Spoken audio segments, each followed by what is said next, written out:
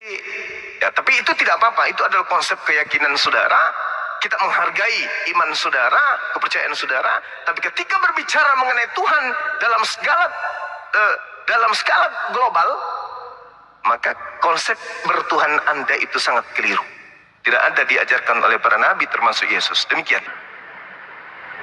Gini ya, memang Tuhan itu sebenarnya kan irasional, di luar batas akal manusia ya. Yang pertama, tapi yang tadi ayat-ayat yang Bang Zuma bilang itu memang benar, itu ada di Alkitab. Memang sebenarnya memang Alkitab itu juga untuk dimengerti makna yang sesungguhnya itu memang harus secara roh, karena apalagi perjanjian baru itu beda, perjanjian lama sama perjanjian baru itu sangat berbeda. Perjanjian lama adalah di mana Tuhan itu mengadakan perjanjian secara fisik, secara lahiriah, dan kutuk dan berkatnya juga diterima juga secara fisik oleh bangsa Israel pada masa itu. Tetapi di perjanjian baru itu Tuhan mengikatkan dirinya dengan perjanjian secara roh. Makanya berkat atau kutuk yang diterima juga secara roh gitu. Jadi sebenarnya itu yang tadi yang Bang Suma bilang saya kurang gitu ingat, tapi yang pasti tadi saya ada ingat mengenai yang ayat-ayat tersebut seolah-olah kontradiksi dengan sisi ketuhanannya Yesus Kristus memang. Tapi gini, tapi kalau mau lihat ketuhanannya Yesus Kristus itu lebih jelasnya itu di dalam kitab Wahyu itu lebih jelas, Bang. Karena di kitab Wahyu pasal 1 ayat 8 itu dikatakan yang waktu Yesus Kristus menampakkan diri kepada Rasul Yohanes itu memang itu, benar-benar rupanya seperti apa itu, itu yang seperti di kitab Wahyu. Memang sebagai waktu dia turun ke bumi sebagai manusia, ya memang rupanya sebagai manusia, dapat dilihat, dapat dipegang, makanya dapat disalib, bahkan sampai disiksa dan lain sebagainya. Gitu. Mungkin bisa langsung dibantah, berudah tiktokan aja di Wahyu 8 itu. Iya. Oke, baik, Bung. Nah, ini ketika kemudian Yesus berkata ya di dalam Yohanes 8 Yohanes 12 nomor 49. Aku tidak berkata-kata dari diriku sendiri. Apa yang aku katakan adalah apa yang diperintahkan oleh Tuhanku untuk aku katakan dan aku sampaikan. Nomor 50-nya, dan firman Tuhan itu kekal. Artinya tidak akan pernah berubah. Ini ucapan Yesus pada masa beliau penginjilan. Dan masa penginjilan Yesus, saya sebagai apologet nih, bersama dengan guru-guru saya yang ada di sini, itu kita sudah berapa puluh tahun mengkaji Bible. Tidak ada satupun pernyataan dari Yesus yang sesuai dengan pernyataan penulis di Pulau Patmos, yaitu buku mimpi, atau yang sekarang kita kenal dengan kitab Wahyu. Itu tak ada satupun pernyataan Yesus yang seirama dengan itu. Akulah Alfa, akulah Omega, akulah yang terdahulu, akulah yang terkemudian. Tak ada sedikit pun. Bahkan kalau Anda melihat data Yohanes 8:42, aku datang bukan atas kehendakku. Berarti yang maha berkehendak itu bukan Yesus. Yesus ini adalah makhluk baru, ciptaan baru. Sedangkan Alfa dan Omega itu adalah pernyataan yang muncul 100 tahun kemudian lebihnya, di abad keempat pastinya, barulah Yesus itu Tuhan. Ini sesuatu yang perlu Anda pahami dengan baik. Apakah kitab Wahyu ini ada pada zaman Yesus? Tak ada. Lalu bagaimana kemudian pernyataan manusia dianggap sebagai konsep utama untuk mempertuhankan anak Maria? Apa dasar pijakannya? Tidak ada. Yesus tidak pernah mengatakan itu. Munculnya pernyataan akulah Alfa Omega, ya itu pernyataan yang 70 tahun bahkan 100 tahun muncul kemudian setelah Yesus. Lalu bagaimana caranya kemudian untuk memberikan klarifikasi bahwa ini adalah betul adanya dari Yesus?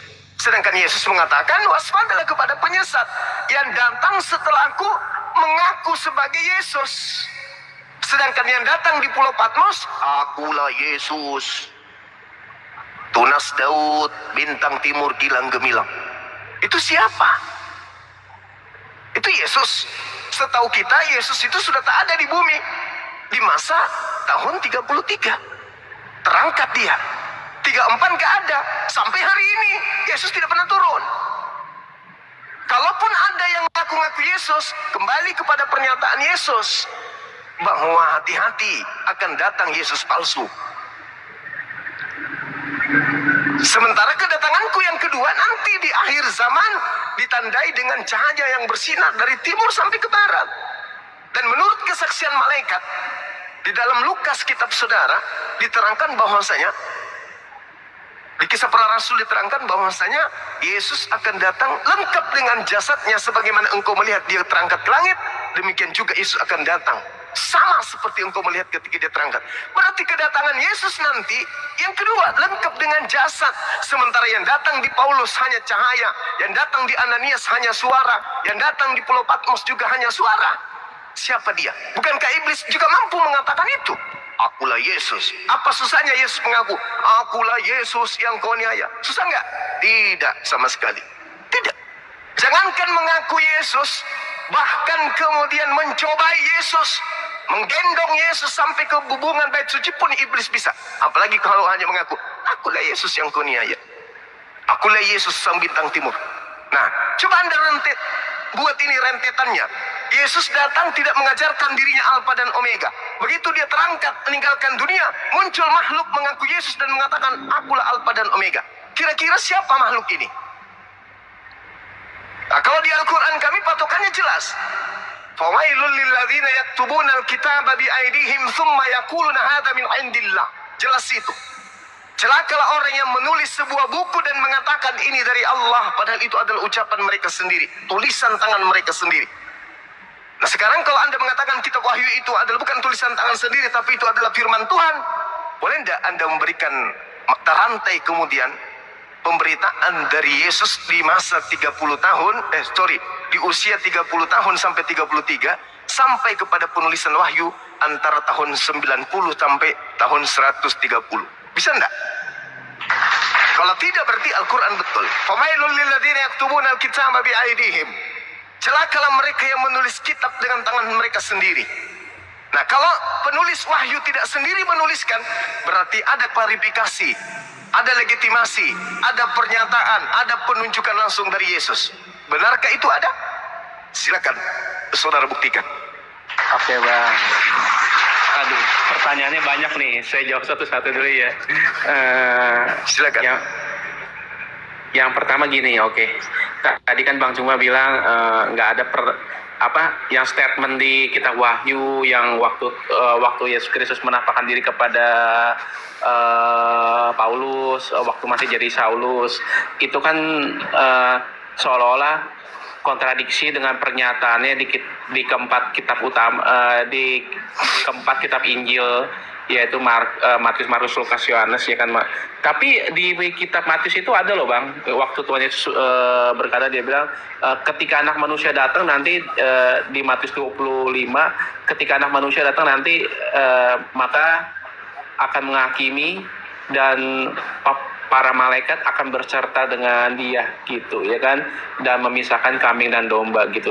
Nah, kurang lebih seperti itu. Terus baru ketika Yesus juga mengatakan, Petrus, di atas batu karang ini aku akan mendirikan jemaatku dan pintu alam maut tidak akan menguasainya. Nah, kurang lebih seperti itu. Jadi ada juga statement-statement yang lain yang hendak diselaraskan dengan apa yang di kitab Wahyu dan di kisah para rasul waktu Tuhan Yesus menampakkan diri kepada Rasul Yohanes, sama Rasul Paulus.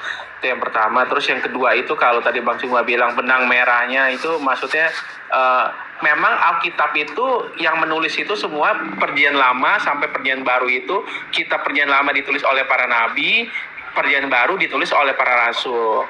Memang semua tulisan manusia, tapi manusia yang diilhami sama Roh Kudus. Terlebih lagi di kitab Perjanjian Baru, di mana kami percaya bahwa roh Allah itu ada di dalam hidup kami, karena ketika manusia dilahirkan itu sebenarnya manusia itu kan terdiri dari tubuh, jiwa, dan roh, tapi ketiganya satu. Tapi sebenarnya itu rohnya itu ketika manusia lahir itu sebenarnya sudah putus hubungan. Makanya manusia itu seperti di beberapa ajaran agama itu mengajarkan bahwa seolah-olah Tuhan itu sangat jauh di sana dan manusia itu sangat susah untuk menggapai Tuhan yang maha suci itu.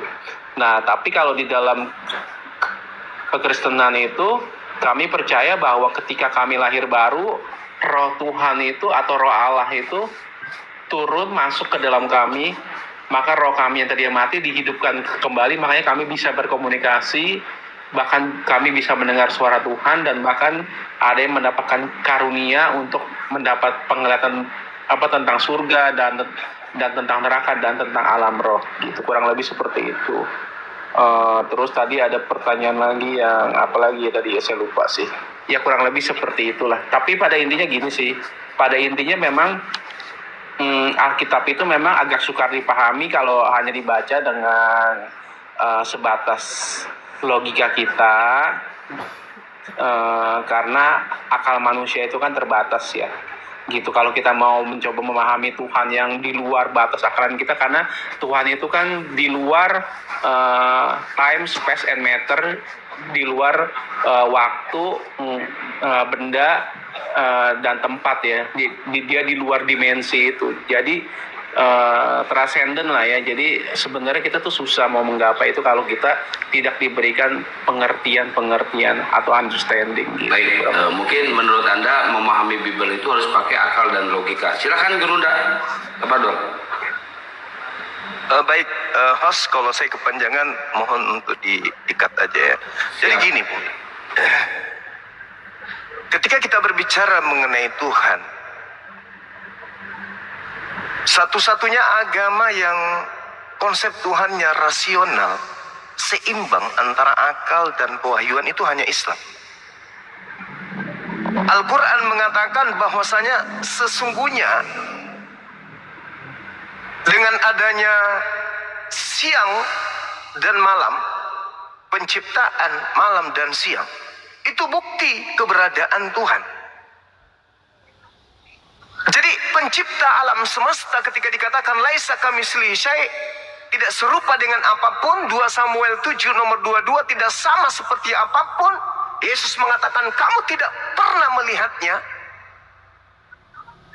Paulus mengatakan tak ada seorang pun yang pernah melihatnya. Maka bagaimana kemudian Tuhan itu bisa menyatakan dirinya? Kalau di Al-Quran jelas Allah menyatakan diri pada diri manusia, pada alam semesta ini. Makanya dikatakan dalam Al-Quran, wa nahnu aqrabu ilaihi min hablil warid. Bahkan aku, kata Allah, lebih dekat kepada manusia dari urat leher mereka sendiri. Jadi ketika kita berbicara mengenai keberadaan Tuhan, Tuhan kita ini menciptakan 2 alam. Alam semesta dan alam diri kita ini, alam kecil. Itulah cara Allah memberikan bukti kehadiran dirinya.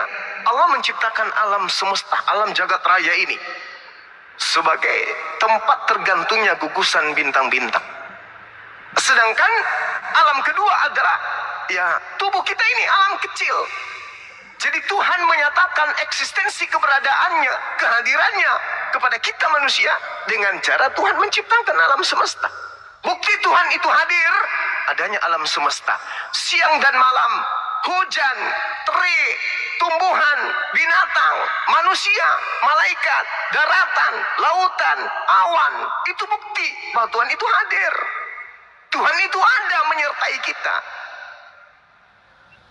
Kita bisa berbicara, kita bisa mendengarkan, kita bisa tidur, kita bisa makan, kita bisa merasakan apapun. Bukti kehadiran Tuhan. Kalau tidak ada Tuhan, kita juga tak ada.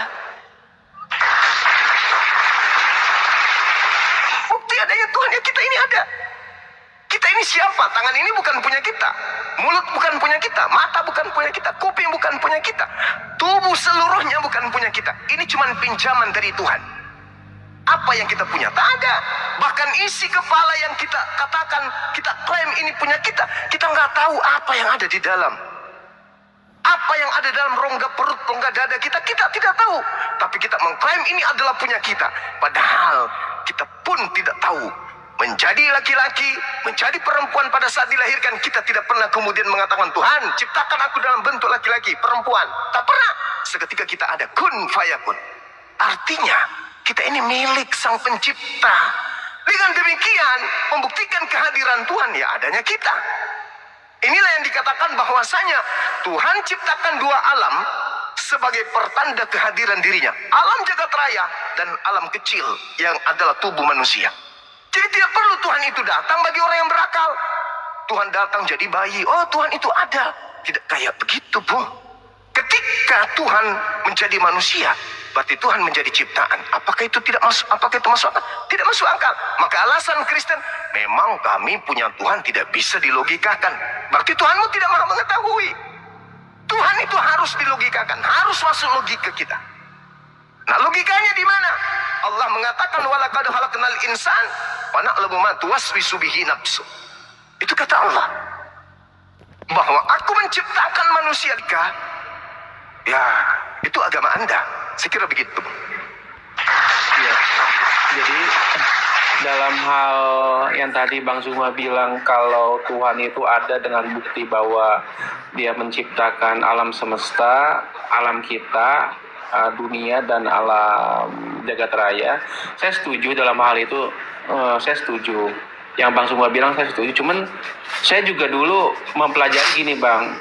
Hampir semua agama saya pelajari, memang walaupun nggak full 100% ya, tapi karena dulu saya sempat mencari, memang dia di dunia ini kan ada banyak agama, ya kan, pasti kan nggak mungkin semuanya benar, pasti ada salah satu yang benar gitu, ya kan, gitu. Nah, berarti agama yang mana? Nah, kalau boleh nih saya ingin bertanya apa tentang Islam, Bang, kalau boleh, Bang. Silakan. Boleh, silakan, Bang. Iya, dulu kan saya pernah belajar bahwa Islam itu ada, sebelum lahir itu ada 4 alam ya. Alam kandung dan alam apalagi itu saya lupa ingat lah. Kurang lebih seperti itu. Nah, saya sempat belajar juga sejarahnya Nabi Muhammad yang diimani oleh umat muslim, ya kan. Nah, cuman masalah gini kan, dikatakan kan bahwa Islam itu kan agama penyempurna, ya kan, yang datang terakhir. Kenapa Allah itu tidak menciptakan atau menurunkan agama Islam itu dari awal supaya manusia tidak tersesat? Yang pertama, ya kan. Yang kedua itu Bang, boleh satu-satu nggak pertanyaannya, biar siap, kena ke poinnya. Siap, boleh. Oke, berarti pertanyaannya kenapa Allah tidak menurunkan Islam ini dari pertama itu, ya, Bang? Iya. Oke, silakan Gerunda, pertanyaannya keren, bagus. Iya, jadi gini, Bu. Kalau kita melihat di dalam Al-Quran, surah Al-Ma'idah, Al-yawma akmaltu lakum dinakum. Pada hari ini telah kusempurnakan. Nikmat. Di antara nikmat yang disempurnakan oleh Allah itu adalah nikmatnya, sempurnanya kaidah aturan-aturan main yang dibutuhkan oleh umat manusia. Itu dulu poinnya. Itu harus diimani dulu. Nah, kenapa Islam itu tidak disempurnakan pada zaman Adam? Bahaya itu, Bang. Kok bisa kayak gitu? Yes. Karena Islam itu mencakup banyak hal. Islam itu tidak hanya mencakup satu hal saja, tapi mencakup segala hal yang dibutuhkan oleh umat manusia. Kesempurnaan Islam itu bertolak tumpu kepada semua aspek yang dibutuhkan demi kemaslahatan umat manusia. Contoh, ibadah haji misalnya. Bagaimana seandainya pada masa Adam alaihissalam sudah ada perintah haji? Apakah relevan? Enggak relevan. Maka ketika kemudian Islam itu dikatakan disempurnakan, berarti item-item pengajaran tentang dinul Islam, ajaran Islam, itu sudah Allah tanamkan sejak Nabi Adam alaihissalam. Apa itu? Ketaatan. Perintah untuk taat kepada Tuhan. Maka ketika kemudian satu pelanggaran yang dilakukan oleh Adam alaihissalam, maka dia dihukum oleh Tuhan karena melanggar perintah. Nah, Islam itu datang damai sejahtera. Shalom, salam. Islam adalah damai sejahtera. Ketika Adam alaihissalam kemudian mentaati perintah-perintah Tuhan, hidupnya akan damai, hidupnya akan sejahtera. Adam bertuhankan satu Tuhan. Itu kaidah, itu aturan. Nah, ketika melanggar satu perintah, maka Adam kemudian kena pelanggaran. Tapi di Islam kemudian diajarkan fatalaqa Adamu min rabbih kalimatin fataba alaih. Innahu huwat tawwabur rahim. Ketika Adam kemudian bersalah, Allah kemudian memberikan kalimat untuk bertaubat. Lalu Adam alaihissalam bertaubat, taubatnya diterima. Tak ada dosa waris. Keturunannya tak ada yang mewarisi dosanya, tak ada. Karena kenapa? Adam bertaubat, taubatnya diterima, selesai perkara. Nah, kenapa tidak dia sampaikan Islam pada masa itu? Sudah disampaikan. Yang sampai pada Adam masa itu adalah Islam dalam skala kecil, belum disempurnakan. Islam kemudian beranjak kepada masa Abraham alaihissalam. Islam sudah ada. Abraham diajarkan kemudian ajaran Islam, namun belum sempurna. Setelah itu kepada Nabi Musa, Islam sudah ada, belum sempurna. Nabi Isa, Yesus, Islam sudah ada, belum sempurna. Belum, tapi sempurna pada zamannya. Karena ajaran-ajaran kepada Abraham, kepada Nabi Musa, kepada Nabi Isa, itu sifatnya hanya bersifat sementara. Karena kenapa? Itu hanya berlaku pada zamannya. Karena ajaran itu tidak relevan dengan semua zaman. Ketika Islam datang, maka seluruh aturan Islam, seluruh hukum Islam itu relevan dengan secanggih apapun, semodern apapun zaman itu. Sampai kiamat, ajaran Islam tetap relevan untuk dilakukan. Contoh. Contoh ketika ada perintah kemudian di dalam ajaran Yahudi, seperti Sabat misalnya, hari Sabtu, gak boleh melakukan apapun. Tak boleh menyalakan lampu, tak boleh melakukan apapun. Ingat bang, hari ini perbankan 1 jam aja listrik padam, apa yang terjadi di negara kita ini dulu? Di negara kita ini dulu, 1 jam listrik padam, perbankan tanpa genset, tanpa cadangan kemudian aliran listrik, maka perekonomian akan beku. Dan itu akan mendatangkan kerugian yang sangat luar biasa. Sabat, kalau sungguh-sungguh sabat, listrik tak boleh dinyalakan. Satu hari 24 jam listrik tidak dipadam, tidak dinyalakan sama sekali. Ekonomi dunia buntu. Dan itu terjadi 4 kali dalam sebulan. Kacau negara bumi ini. Kacau bumi ini. Itu baru satu aspek kehidupan. Baru perbankan. Belum kesehatan rumah sakit dan seterusnya. Bagaimana orang yang mau operasi jantung? Bagaimana orang yang kemudian diopnam, masuk UGD dan seterusnya? Mati lampu selama 24 jam karena sabat. Apakah itu masih bisa dilakukan? Tidak bisa. Maka Allah menggantikan hukum itu. Apa hukum yang digunakan oleh Allah kemudian? Ya ayyuhalladzina amanu idza nudiya lis-salati min yaumil jum'ah. Maka hukum yang setelah sabat berganti untuk seluruh manusia sampai hari kiamat adalah salat Jumat. Maka Allah mendatangkan hukum yang selaras kemudian dengan kehidupan kemaslahatan hidup manusia. Apa itu? Kesempurnaan ajaran Allah yang datang kepada Nabi Adam alaihissalam berujung pada datangnya Nabi Muhammad sallallahu alaihi wasallam. Itu Bu. Itu jawaban sederhana saya. Silakan. Ya, baik. Bisa dimengerti Bang John pertanyaannya. Bang Pri, sebentar kita sama Bang John dulu. Nanti ke Bang Pri dan Bang Victor. Silakan Bang John. Iya, jawabannya sih masuk akal sih yang mengenai yang hari Sabat itu. Memang itu juga sama seperti umat Hindu di Bali kan, sama kurang lebih jadi hari Nyepi. Ya itu masuk akal sih. Tapi nah terus begini, ada yang saya mau tanyakan lagi. Jadi kan begini ya, tapi kan kalau dikatakan Islam diturunkannya di terakhir, Baru kan dari awal kejadian kan, dari awal kisah permulaan dunia itu dari keturunan Adam terus. Nah itu kan banyak orang tidak mengenal, katakanlah tidak mengenal Allah atau Allah yang tauhid itu ya kan, sehingga banyak orang yang menjadi kafir ya kan, boleh dikatakan seperti itu.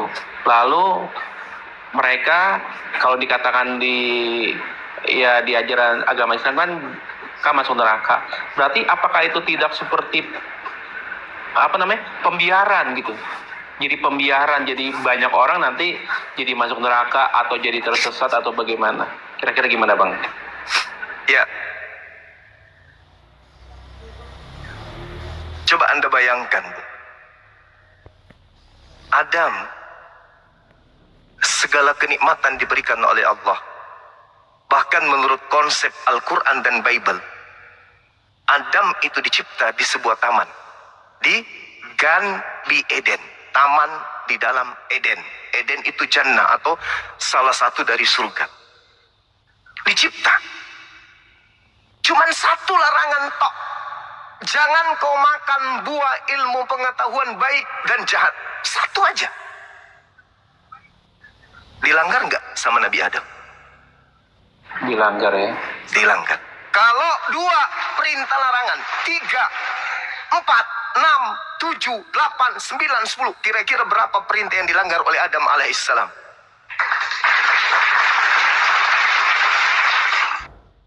Bisa dihitung kalau ajaran Al-Quran dibawa pada masa Adam alaihissalam, maka Adam tak layak masuk surga. Karena akan penuh dengan pelanggaran-pelanggaran. Sama seperti ketika Nabi Musa diajarkan perjanjian baru. Allah mengatakan berikan ketetapan kepada Nabi Musa dalam Al-Quran surah Al-Araf ayat 145.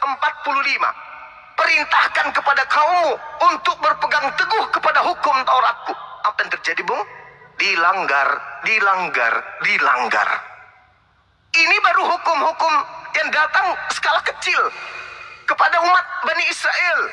Sedangkan mereka, kalau Anda melihat Bible, mereka minta makanan dari langit, turun dari langit. Mereka minta kemudian diselamatkan, turun dari langit. Mereka kemudian ingin melihat kuasa Tuhan, turun dari langit. Apa yang mereka minta? Tuhan seketika beri secara spontan kepada mereka. Coba Anda baca Matius 23. Nomor 1, nomor 2, nomor 3. Anda baca itu. Diberikan aturan, dilanggar. Anda baca Ulangan 1. Bagaimana pelanggaran-pelanggaran yang diciptakan kemudian yang dilakukan kemudian oleh orang Yahudi. Padahal aturan mainnya sedikit. Ulangan 11 nomor 30. Perintah yang kuberikan kepadamu itu ringan, mudah, dekat untuk kau jalankan.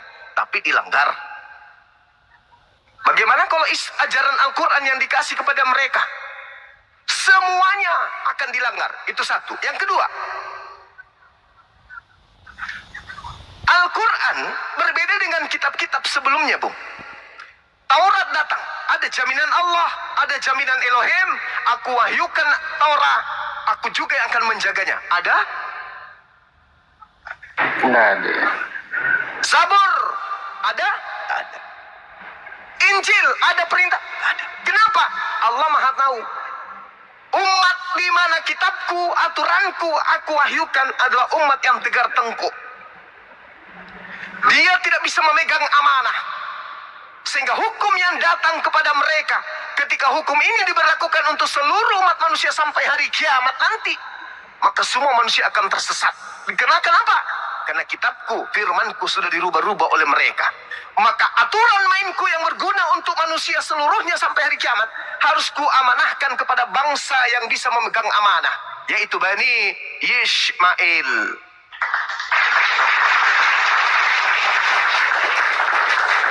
Kalau Al-Quran datang ke bangsa Yahudi, Bung, coba lihat Taurat, coba lihat Zabur, coba lihat Injil. Ada Injil asli tiba di tangan Anda? Tak ada. Yang ada hanya terjemahan, revisi. Dari mana asalnya?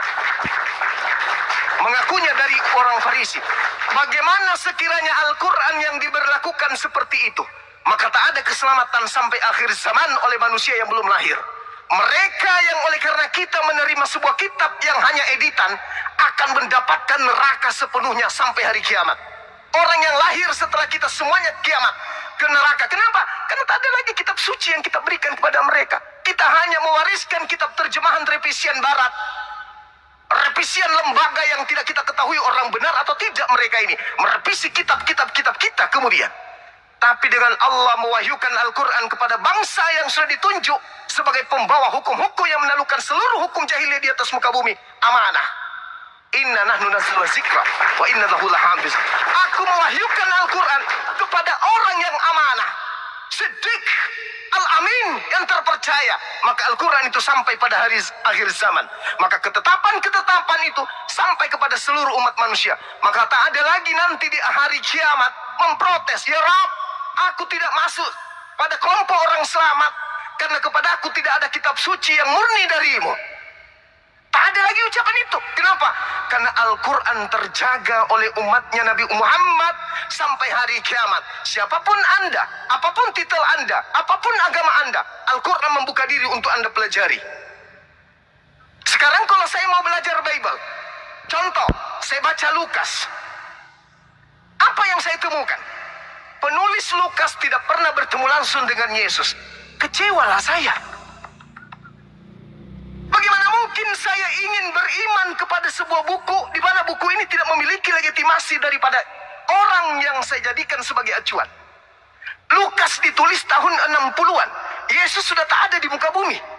Yang menuliskan hanya hasil dari penyelidikan. Tidak ada kemudian rekomendasi dari Yesus terhadap kitab ini. Tidak ada legitimasi dari Yesus. Tidak ada pengesahan dari Yesus. Tidak ada ucapan sedikit pun dari Yesus tentang buku ini. Buku ini yang ingin saya bawa mati. Itu. Buku ini yang ingin saya bawa ke alam kubur. Tidak mau saya. Karena saya orang berakal. Maka harus ada sebuah buku dalam pegangan iman saya. Di mana buku itu murni dari yang diberi. Dari Nabi Muhammad diberikan murni sampai hari ini. Dan buku itu berfungsi disebabkan karena akal dan buku ini satu panduan. Jadi Al-Quran harus datang kepada orang amanah. Siapa yang amanah di antara orang-orang Yahudi?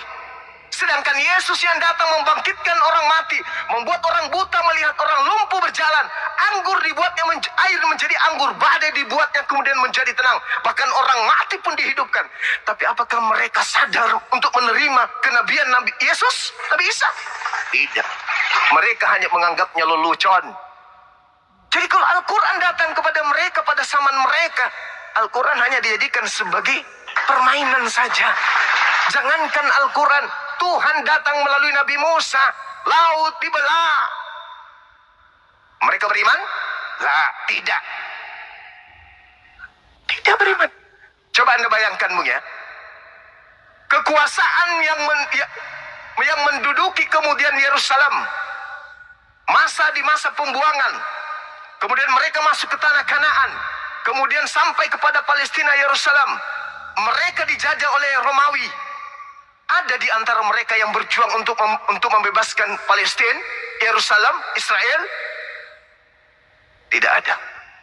Mereka masa bodoh. Mereka mencari kambing hitam. Sampai Yesus juga menjadi korban sebagai kambing hitam. Lebih baik Yesus mati daripada bangsa kita dirampas oleh orang Roma. Kenapa enggak berjuang? Kenapa enggak berjuang? Untuk membebaskan Palestina, Israel dari kungkungan penjajahan Romawi. Kenapa? Mereka masa bodoh. Nabi Musa aja disuruh berperang. Weh Musa, kau ajaklah Tuhanmu untuk berperang. Kami tunggu aja di sini. Setelah kamu menang, barulah kami masuk ke dalam tanah Kanaan. Itu tabiat mereka. Yesus datang, dijadikan kambing hitam. Ada mereka bersatu untuk mengusir Romawi? Tidak. Siapa yang datang mengusir Romawi? Membersihkan ajaran pagan dari Palestina. Kaumnya, umatnya Nabi Muhammad sallallahu alaihi wasallam. Ingat, Bu. Ingat. Menurut tradisi orang-orang Katolik, sebelum kemudian Indonesia merdeka, misionaris dari Jerman sudah menapaki kakinya di tanah pertiwi ini. Belanda datang menjajah. Jerman sudah membawa agama Kristen masuk ke pertiwi. Ada mereka berjuang untuk melawan Belanda? Mereka justru datang melalui kaki tangan Belanda masuk ke Nusantara ini. Jerman yang membawa agama Katolik di tanah Medan, tanah orang Batak, tidak ada perlawanan terhadap Belanda. Tapi umatnya lah Rasulullah Muhammad SAW yang kemudian berjuang mengusir penjajah. Jadi Palestina, Yerusalem, Israel bersih dari penjajah berkat umatnya Nabi Muhammad. Nusantara bersih dari penjajah berkat umatnya Nabi Muhammad SAW. Kenapa bisa demikian? Karena Al-Quran itu harus murni disampaikan sampai hari kiamat. Bagaimana dengan Taurat? Ada aslinya? Tunjukkan kepada saya. Bagaimana dengan Zabur? Ada aslinya? Tunjukkan kepada saya. Bagaimana dengan Injil? Ada aslinya? Tunjukkan kepada saya. Bagaimana dengan Al-Quran? Aslinya mana? Nih. Di dalam pikiran dan akal umat Islam seluruhnya. Itulah Al-Quran. Saya kira begitu, Bung. Kenapa Al-Quran itu datang bukan pada zaman dahulu? Kenapa Islam datang bukan pada zaman dahulu disempurnakan? Datang pada masa Nabi Muhammad SAW. Karena disitulah kemudian lahir manusia suci di atas muka bumi yang bernama Nabi Muhammad SAW yang dibuatkan oleh Yesus dan juga Nabi Musa di dalam Ulangan 18 nomor 18 sampai nomor 19 dan juga di dalam Yohanes 16 nomor 7 sampai nomor 15. Demikian. Masya Allah, jawaban dari Berunda sangat berkelas dan berilmu. Allahu Akbar. Mungkin Bang Victor mau menambahkan? Bang Victor. Baik, saya mau sedikit. Tadi saya dengar tentang pengetahuan cara beriman dari Islam ya, pengetahuan. Nah, saya tadi kan dengar tentang kabar baik ya, yang ada menurut Bang Juma itu kabar baik ternyata itu suatu hukuman atau apalah istilahnya itu, kabar baik itu. Nah, itu dari secara logika pengetahuan kita itu juga nggak masuk akal ya. Kok kabar baik, kok bisa dia dapat hukum? Di mana ada kabar baik yang ternyata kita dapat hukuman kan gitu? Ya, jadi menurut saya logikanya nggak masuk. Nah, yang kita percaya kabar baik itu justru yang datang dari Injil, bahwa dosaku sudah diampuni. Itu berita baik yang kita terima, yang itu yang jelas-jelas baik gitu. Secara logika masuk, ya kan, dosa kita diampuni, yang ditebus oleh Yesus. Itu benar-benar kabar baik yang masuk akal gitu. Justru yang tadi Bang Juma jelaskan itu justru nggak masuk akal ya.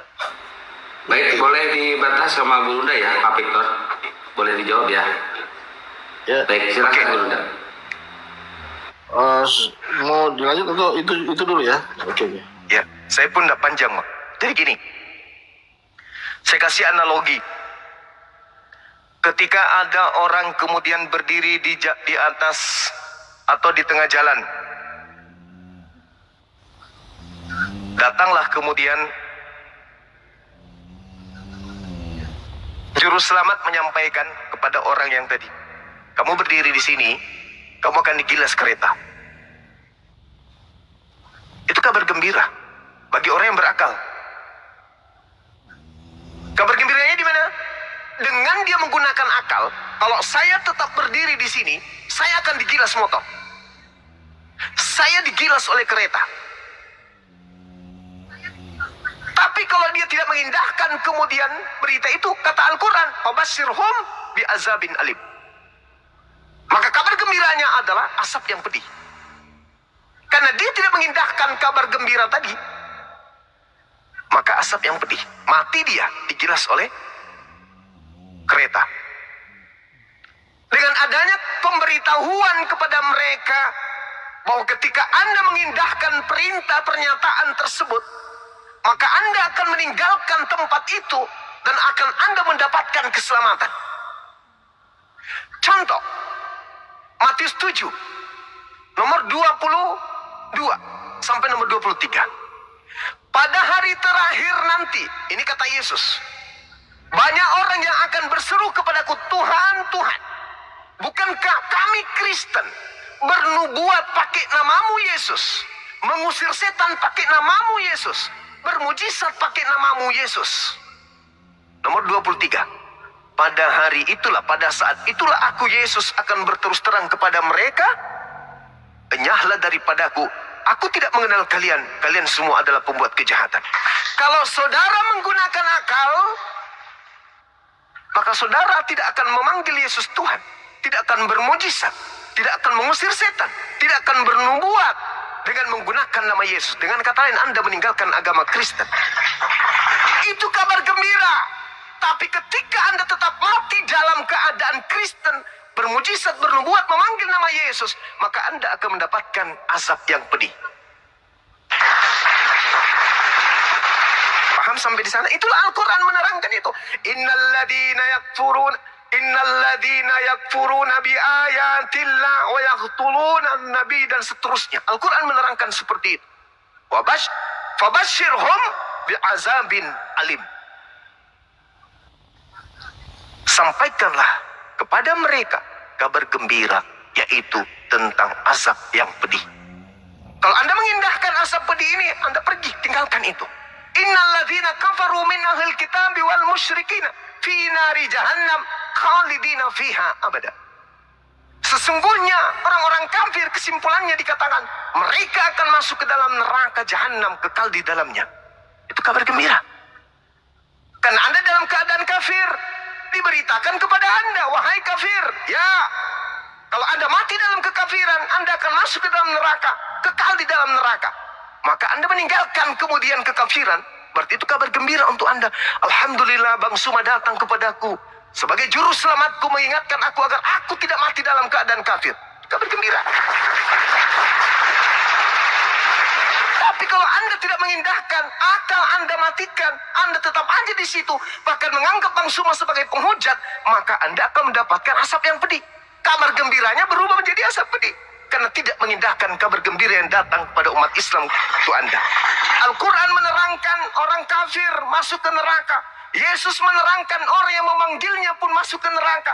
Matius 13 nomor 50. Semua pembuat kejahatan akan dilemparkan ke dalam api neraka. Sedangkan orang yang memanggil Yesus Tuhan, engkau semua adalah pembuat kejahatan, enyahlah daripadaku, aku tidak mengenal kalian. Pembuat kejahatan dilempar ke api neraka.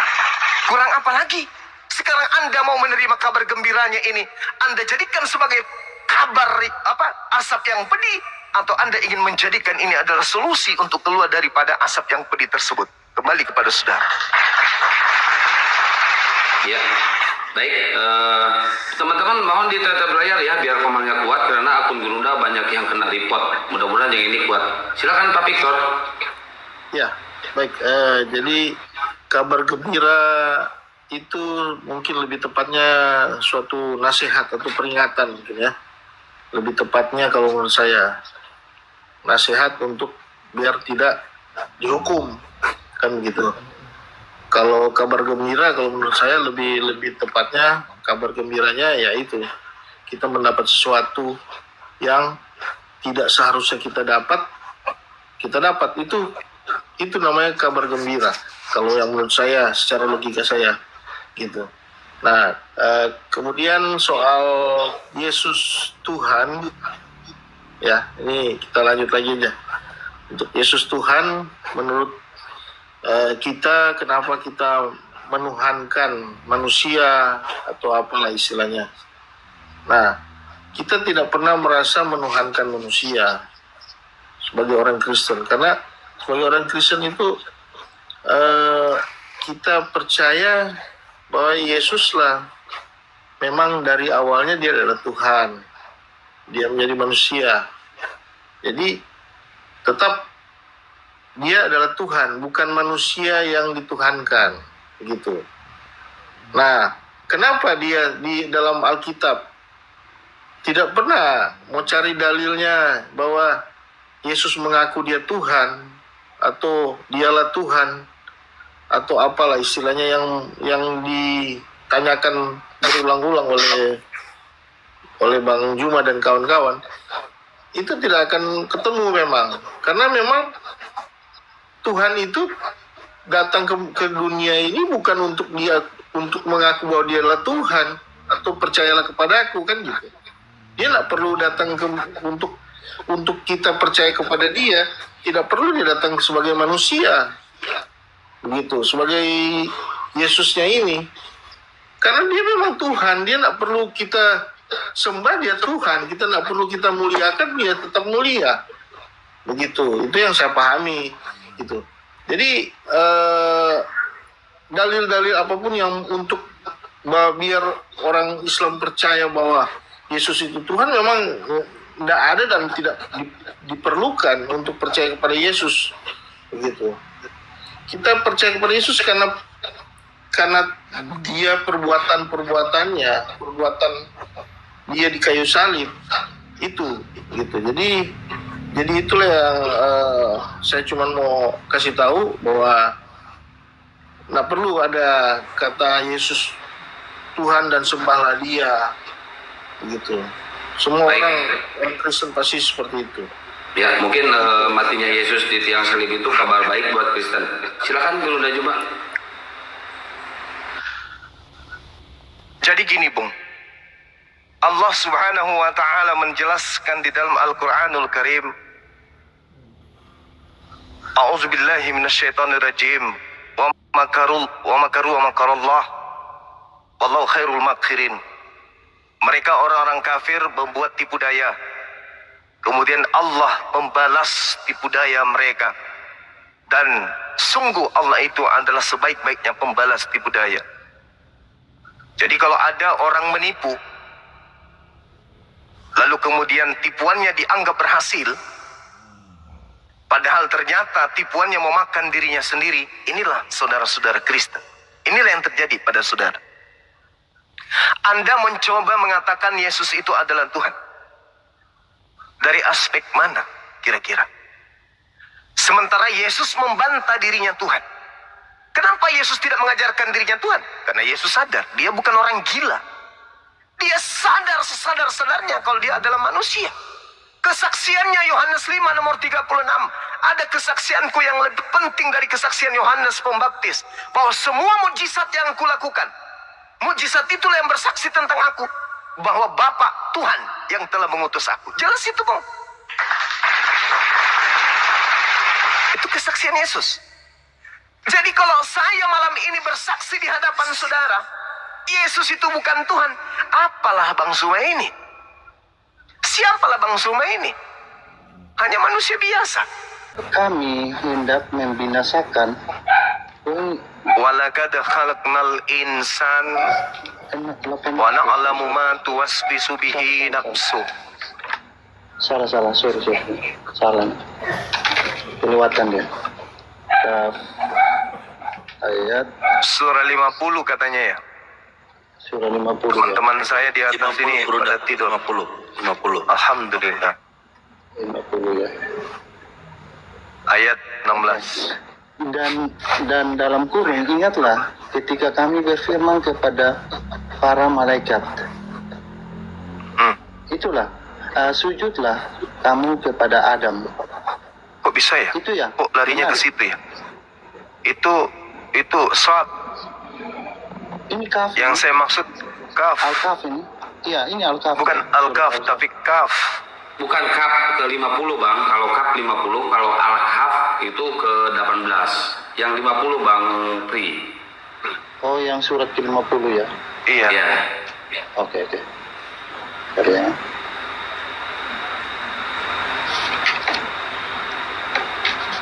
Walaqad khalaqnal insan wa na'lamu ma tuwaswisu bihi nafsu. Oh, Kaf. Kaf ayat berapa Bang Suma? 16. 16. Bentar ya.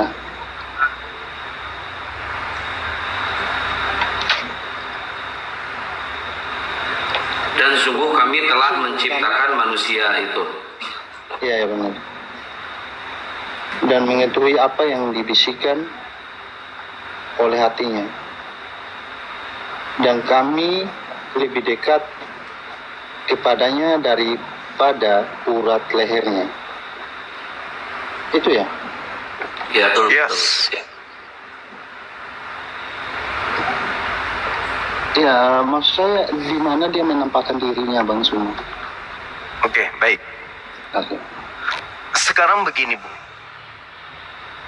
Kalau Anda makan,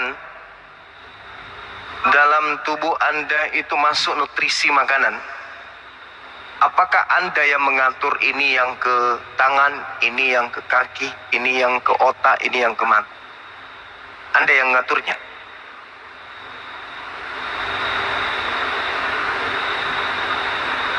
Terima kasih Bang Suma, saya tahu itu Tuhan yang ngatur. Hanya masalahnya di sini Bagus, kan Masya Allah. ada Tuhan dari Yahudi kan mengatakan Tuhannya benar, Kristen mengatakan Tuhannya benar, terus saudara juga pasti mengatakan Tuhannya benar.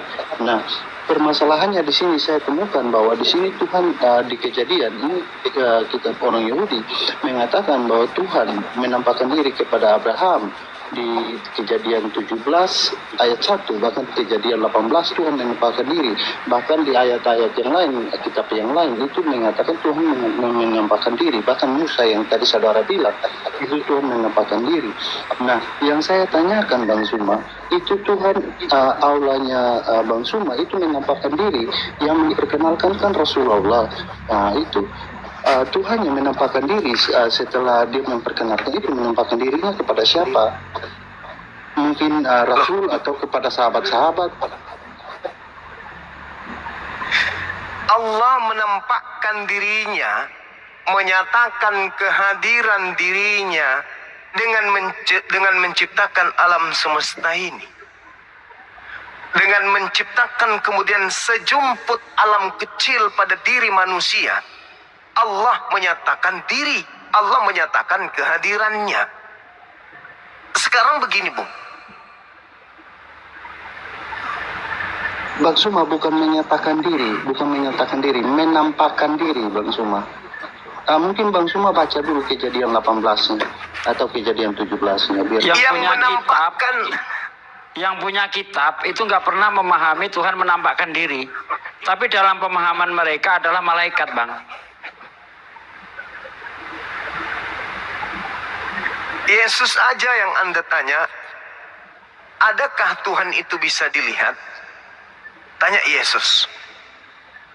Di dalam Yohanes 5 nomor 37, Yesus mengatakan Tuhan tidak bisa dilihat. Yohanes menerangkan, penulis Yohanes menerangkan Yohanes 1 nomor 18, tidak ada manusia yang pernah melihat Tuhan. Jadi yang dilihat oleh Abraham itu apa? Malak Elohim, malaikat Elohim. Kejadian 33 nomor 11 Anda baca. Jadi tidak ada kemudian ketika Musa menerangkan dalam Keluaran 33 nomor 20, tidak ada manusia yang bisa melihat Tuhan, bisa hidup. Itu bukti bahwa yang datang kepada Abraham itu bukan Tuhan. Andai saja yang datang kepada Abraham itu Tuhan, matilah Abraham. Berdasarkan Keluaran 33 nomor 20. Sebab tidak ada manusia bisa hidup dengan melihat wajahku, tak ada. Mati manusia itu. Jangankan manusia, alam semesta ini akan hancur lebur. Jadi tidak ada. Lalu bagaimana Tuhan itu kemudian menyatakan dirinya kepada manusia? Dengan Tuhan menciptakan alam semesta. Makanya dikatakan dalam Al-Quran, وَلَقَدْ خَلَقْنَا الْإِنسَانَ وَنَعْلَمُ مَا تُوَسْوِسُ بِهِ نَفْسُهُ وَنَحْنُ أَقْرَبُ إِلَيْهِ مِنْ حَبْلِ الْوَرِيدِ. Selamat malam, damai sejahtera. Iya, damai sejahtera. Oleh karena itulah kemudian ketika umat Islam itu ditanyai, seperti pertanyaan saudara, bagaimana Allah menampakkan dirinya? Allah menampakkan diri dengan cara memperlihatkan alam semesta ini. Allah menampakkan kehadirannya dengan cara menciptakan manusia ini. Makanya saya katakan tadi, yang mengatur pertumbuhan kuku, yang mengatur pertumbuhan semua tubuh kita ini, itu siapa? Anda? Bukan. Bukan Anda yang mengatur. Yang mengatur itu adalah Allah. Maka Allah menyatakan, wa nahnu aqrabu ilaihi min hablil warid. Kehadiranku di tengah-tengah manusia, yaitu aku lebih dekat daripada urat leher mereka sendiri. Sebab kenapa? Aku yang mengatur tubuhnya. Coba, kenapa gigi tidak bertumbuh selayaknya kuku? Kuku ini, Bung, kalau usia kita 20 tahun, dan Anda tidak pernah mengguntingnya sampai mulai dari sejak Anda lahir, itu sudah sampai kalau Anda di Jakarta ini mungkin sudah sampai di Kalimantan panjangnya kuku Anda itu. Tapi kenapa gigi tidak memanjang seperti itu? Siapa yang mengatur itu? Allah. Bagi orang yang berpikir, pasti ada yang mengaturnya. Itulah Allah yang kami sembah, yang mengaturnya. Meskipun tak nampak, tapi kami meyakini bahwa Allah itu ada. Oke, Anda coba lihat di dalam 1 Timotius 6 nomor 16, boleh Anda bacakan ke saya? Boleh dibaca, Bang? 1 Timotius 6 nomor 16. Bentar, 1 Timotius nggak ada pasal 6, Bang Suma. 1 Timotius 6 ayat 6 mungkin. 1 Timotius nggak sampai pasal 6 dia. 1 Timotius ya. Saya salah. 1 Timotius 6 Ayat saya pikir 6, ya. Tesalonika, sorry. Tadi saya lupa. Saya kira Tesalonika tadi. 1 Timotius 6 ayat 6. 16. 6. Ayat 16 ya? Iya 16. Ya. Dialah satu-satunya yang tidak takut kepada maut, bersemayam dalam terang yang tidak terhampiri. Seorang pun tidak pernah melihat dia. Dan memang yang itu ya. Dan memang manusia tidak dapat melihat dia.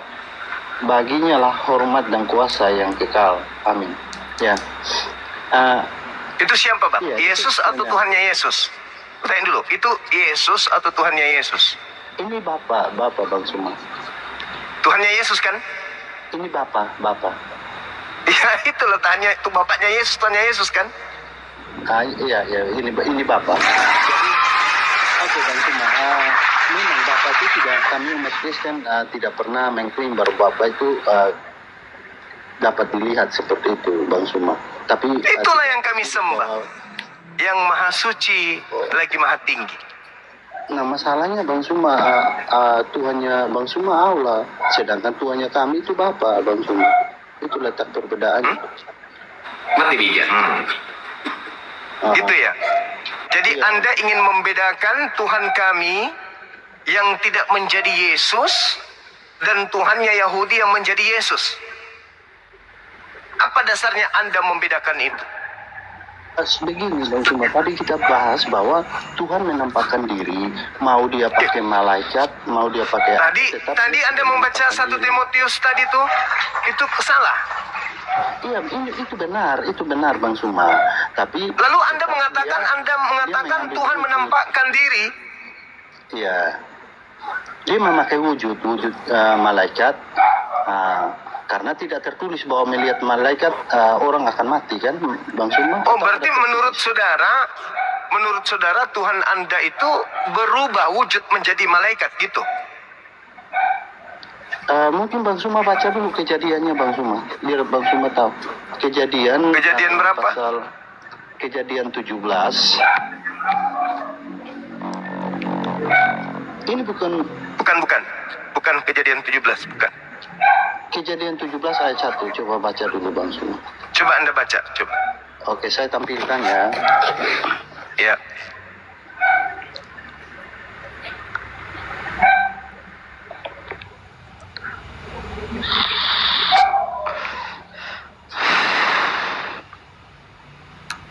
Tolong dibesarkan, host.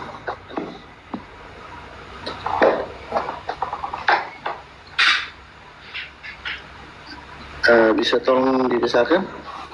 Ini ketika Abraham berumur 99 tahun, maka Tuhan menampakkan diri kepada Abraham. Ya, di Kejadian 18 ya. Kemudian Tuhan menampakkan diri kepada Abraham. Lagi-lagi dia menampakkan diri nih. Nah, pertanyaan saya kan tadi sudah jelas bahwa saya minta kalau emang Tuhan Bang Suma itu sama seperti kami, karena yang saya dengar dari pernyataan Bang Suma bahwa Tuhan itu tidak pernah menampakkan diri kepada siapapun. Bahkan tadi Bang Suma coba ambil untuk bilang Tuhan menampakkan diri kepada Musa, tapi itu kan di perjanjian lama sudah ada. Nah, saya minta yang memperkenalkan Allah ini kan Rasulullah. Nah, itu kita start dari sana. Seharusnya kita start dari sana, mungkin kepada sahabat atau kepada siapa. Setelah start dari Rasulullah itu yang memperkenalkan Allah kepada seluruh umat gitu loh, Bang Suma. Oke. Jadi Allah atau Tuhan yang datang kemudian kepada Nabi Musa atau kepada Abraham melalui perantaraan malaikat. Anda ingin mempersamakan kedatangan Allah itu sama seperti itu dalam kitab Kejadian. Padahal kata ra'ah di situ Allah memperlihatkan atau menyatakan, ya, bukan kemudian Allah itu datang dalam bentuk wujud. Kata ra'ah itu bisa juga diartikan menyadarkan atau menyadarkan Abraham bahwa dia sedang berinteraksi dengan Tuhan. Di dalam Al-Quran surah Asy-Syura ayat 51, tidak patut bagi manusia untuk berjumpa langsung dengan Tuhannya kecuali melalui 3: wahyu, tabir, malaikat. Yang dilakoni oleh Abraham itu malaikat. Coba Anda baca di dalam Kejadian 22 nomor 11. Ya, saya Baca di situ. Yang saya tahu memang itu malaikat. Dia datang berupa malaikat. Hanya kan Yes. masalahnya di sini saya ingin tahu, mungkin Tuhannya Bang Suma mungkin ada menampakkan diri, mau melalui malaikat kayak melalui siapa kayak, tapi Tuhannya itu datang dan menampakkan diri kepada mungkin Rasulullah atau sahabat-sahabat yang mungkin ada tertulis di dalam kitab saudara atau gimana. Qul nazzalahu ruhul qudus. Roh Kudus datang 22 tahun lebih kepada baginda Rasulullah Muhammad sallallahu alaihi wasallam. Itu. Kalau Anda ingin mengatakan bahwa Tuhannya orang Islam harus datang kepada Nabi Muhammad selayaknya Tuhannya datang kepada Abraham, ingat, yang datang kepada Abraham malaikat, yang datang kepada Nabi Muhammad juga adalah seorang malaikat, sosok malaikat maksud saya. Jadi gimana dong? Yang datang kepada Nabi Muhammad itu malaikat itu Tuhan atau bagaimana? Atau utusan? Itu malaikat. Itu malaikat Tuhan. Qul nazzalahu ruhul qudus min rabbika bil haqq. Dia adalah Roh Kudus, malaikat Tuhan. Iya, malaikat kan sama dengan utusan kan? Iya. Ya, utusan. Nah, ini masalahnya bukan utusan, Bang Suma. Loh, lalu yang datang kepada Abraham ini siapa? Ini bukan utusan, Bang Suma. Itu apa? Kalau bukan utusan? Tuhan yang mengambil wujud malaikat itu, tapi Tuhan sendiri. Aduh. Tidak ada itu, Bang. Enggak ada. Tidak ada Tuhan menjelma menjadi bukan Tuhan. Itu tak ada. Di mana dalilnya Tuhan menjelma jadi bukan Tuhan? Di mana dalilnya Tuhan menjelma menjadi malaikat? Bang Suma, tadi saya tunjukkan ini ya, Bang Suma. Mungkin Bang Suma lihat lagi deh. Ini Bang Suma lihat lagi. Ya. Sekarang malaikat itu Tuhan atau bukan? Makanya Bang Suma lihat dulu. Enggak, aku tanya dulu, Bang. Malaikat itu Tuhan atau bukan? Bang Suma lihat dulu. Kenapa di sini ditulis Tuhan? Ya. Dijawab oleh Yesus di dalam Yohanes 10 nomor 34, 35, 36. Yesus yang menjawabnya, jangan saya. Jangan saya, Yesus yang menjawab itu. Iya, kita jangan loncat-loncat dulu, ada ayat yang Yesus yang menjawab itu, Bung. Yesus mengatakan di dalam kitabmu sendiri, ya, bukankah di dalam kitab Taurat dikatakan siapapun yang datang menyampaikan firman maka dia adalah Tuhan. Begini Bang Suma lihat kalau di sini kalau malaikat maka pasti tulis maka malaikat Tuhan datang kepada Abraham. Masalahnya di sini ditulis, maka Tuhan menampakkan diri. Bung, Ya, Tuhan menampakkan diri melalui ciptaan. Itu tidak salah. Tetapi bukan Tuhan yang datang dalam bentuk ciptaan. Tuhan menyatakan, Tuhan menampakkan, Tuhan memperlihatkan keberadaannya melalui ciptaan. Itu tidak salah. Tuhan menyatakan keberadaannya, kehadirannya melalui ciptaannya. Itu tidak salah. Adanya malaikat bukti adanya Tuhan. Tetapi malaikat ini bukanlah Tuhan. Coba Anda baca di dalam Kejadian 22 nomor 11 yang saya tunjukkan tadi. Dan Anda baca lagi pengakuan Yesus dalam Yohanes 10. Nomor 34, nomor 35, 36. Bukankah di dalam kitab Taurat dikatakan siapapun yang diserai tugas untuk menyampaikan firman, maka dia adalah Allah. Tuh, itu jelas itu, Bu. oke. Bang Suma, masalahnya di sini tertulis begitu. Masa saya harus percaya yang tidak tertulis kan tidak mungkin, Bang Suma. Mazmur 82 itu juga nggak disebut malaikat, tapi di situ malaikat. Coba Anda baca Mazmur 82 itu. Iya, saya kan tadi bawakan kejadian. Mungkin. Iya, Bang Zuma itu sudah menerangkan bahkan malaikat pun bisa disebut Tuhan. Musa, Musa disebut Tuhan. Musa disebut Keluaran Tuhan. 7.